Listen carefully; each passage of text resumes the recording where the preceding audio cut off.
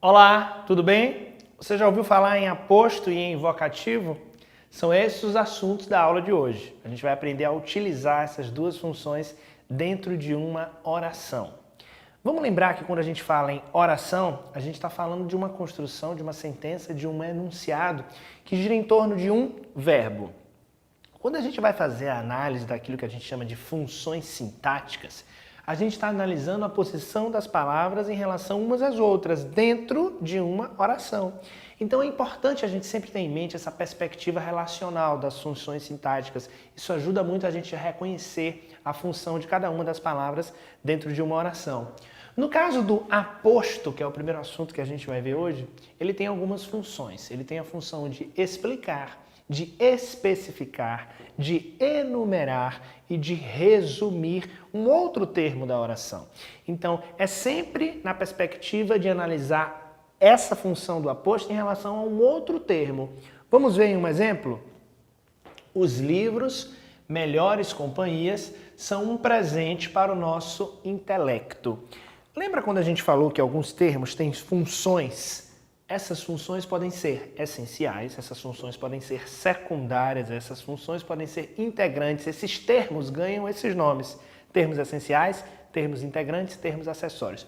No caso do aposto, ele é um termo um tanto acessório, ele é um termo secundário, porque ele acrescenta informações que não são absurdamente necessárias, mas que podem ajudar e podem contribuir para um significado maior da oração.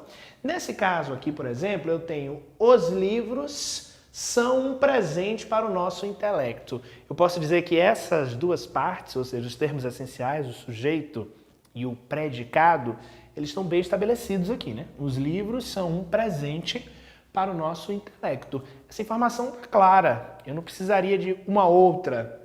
Mas quando eu digo, por exemplo, que os livros são melhores companhias, mesmo que não seja indispensável, acrescenta um significado interessante à minha oração.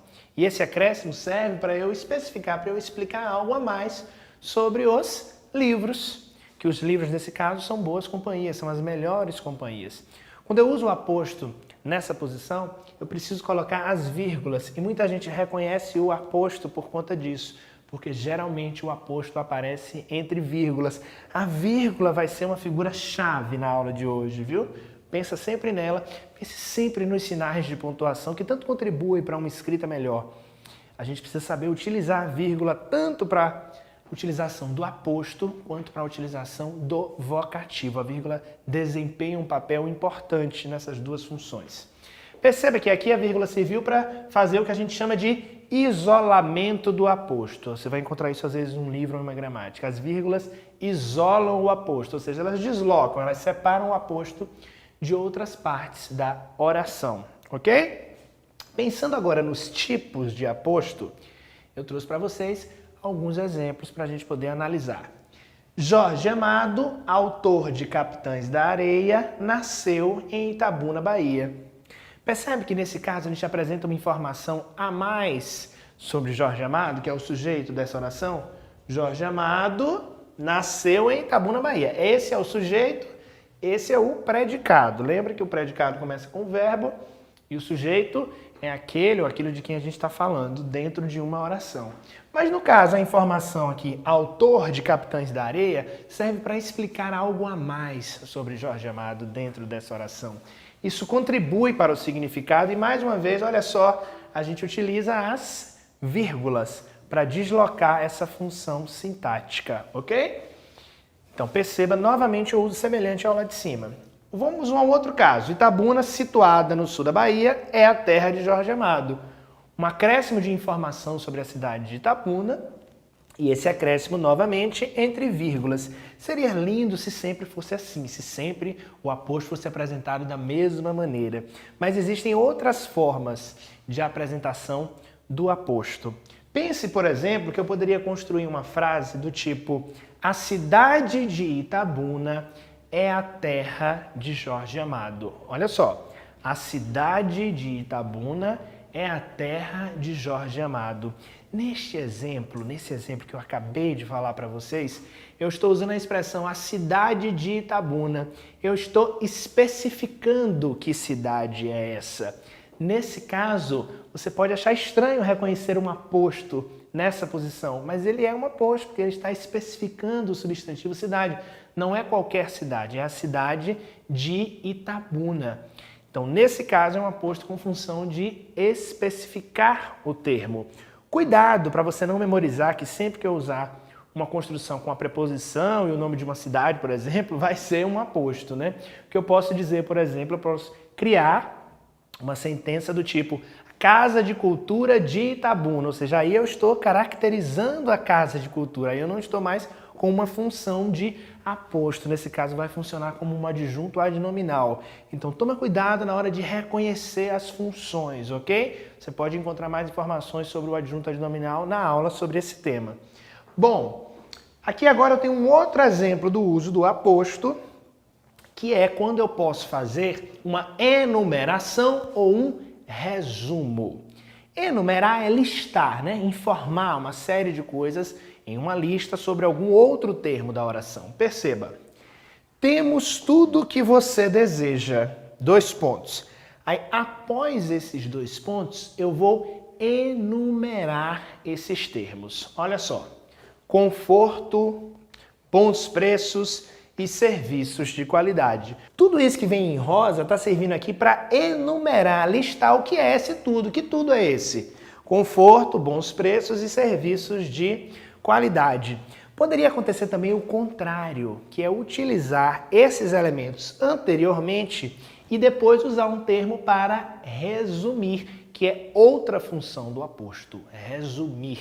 Eu poderia dizer, por exemplo, conforto, bons preços e serviços de qualidade. Temos tudo o que você deseja. Nesse caso, a palavra tudo ia ter a função de resumir tudo aquilo que foi dito antes. Também seria um aposto com a função de resumir. Existe também um aposto chamado de distributivo. Que aposto é esse? É um aposto que é utilizado geralmente associado aos pronomes demonstrativos, tais como este, aquele, esse. Esse tipo de aposto, quando ele é construído em uma oração, ele é fácil de ser identificado exatamente por conta da presença dos pronomes demonstrativos. Quando eu digo, por exemplo, gosto de 2 escritores, Jorge Amado e Carlos Drummond de Andrade. Este porque escreve poemas, aquele porque escreve romances. Quando eu uso este, eu estou me referindo ao elemento mais próximo. Quando eu uso aquele, é o elemento mais distante. Nesse caso, eu tenho um tipo de aposto chamado de aposto distributivo, que é introduzido mesmo por conta dos pronomes demonstrativos e também acrescenta informações sobre os outros termos. Quando eu digo este porque escreve poesia e aquele porque escreve romances, eu estou acrescentando explicações a outros termos dentro da minha oração. Então é mais uma função do aposto, ok? E para completar o aposto, sabia que ele pode ser expresso, ele pode ser manifestado dentro de uma oração por meio de uma oração inteira, ou seja, você pode ter um período feito com uma oração com valor de aposto. Isso acontece, é só você lembrar qual é a função do aposto que você reconhece. Se eu digo assim, por exemplo, só tenho uma coisa a falar, 2 pontos, que você é tudo para mim. Essa oração, que você é tudo para mim, tem a função de aposto. É bem parecido com essa pontuação aqui, quando a gente coloca os 2 pontos. Nesse caso, eu enumerei com vários substantivos e alguns adjetivos. No caso da oração com valor de aposto, ela precisa ser introduzida por uma conjunção, ou que, ou se, e precisa também, claro, da presença de um verbo, né? Por isso que ela é uma oração, ok? Mas memorize então as funções do aposto, hein? Explicar, especificar, enumerar e resumir, quase sempre com a presença da vírgula. Embora aqui a gente tenha visto com os 2 pontos, as vírgulas serviram para separar os termos dessa enumeração, ok? Mas é sempre bom lembrar a vírgula porque ela ajuda a gente a identificar, porque em boa parte dos usos do aposto, a gente utiliza de fato a expressão entre vírgulas, é o que a gente chama de isolar o aposto entre vírgulas, ok? Espero que você tenha compreendido a função do aposto. Vamos agora estudar o vocativo. Bom, o vocativo não tem uma função sintática necessariamente relacionada a outros termos da oração. Mas ele é um termo interessante para a gente interpelar a outra pessoa, ou seja, para a gente falar com a outra pessoa, chamar alguém dentro de um contexto. Vamos ver alguns exemplos, olha só. Meninas, venham comigo. Nesse caso, o termo meninas foi usado para fazer um chamado, para chamar alguém dentro da oração, dentro de um contexto, dentro de uma situação de comunicação. Eu também isolo o vocativo com a vírgula.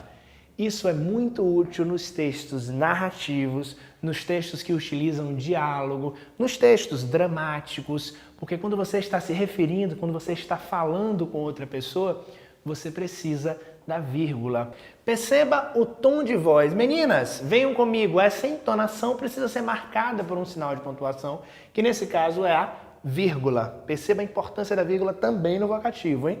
Outros exemplos. Amigos, vamos conversar agora. É uma frase afirmativa, finalizada com um ponto, mas eu preciso deslocar a expressão que eu uso para chamar, a expressão do vocativo, que a gente utiliza às vezes em textos religiosos, em textos engraçados, em textos em que a gente precisa fazer o chamado a alguém, a gente precisa recorrer a alguém dentro de um contexto. Nos textos dramáticos, por exemplo, isso pode aparecer com o nome da personagem, quando dois personagens estão conversando. Eu posso dizer, fulano, venha cá. Fulano, gostaria de falar com você. Todas essas separações dos termos que funcionam como vocativo são marcadas pela vírgula.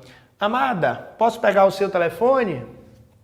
A gente também tem uma mudança de entonação, tem um chamado, temos um vocativo.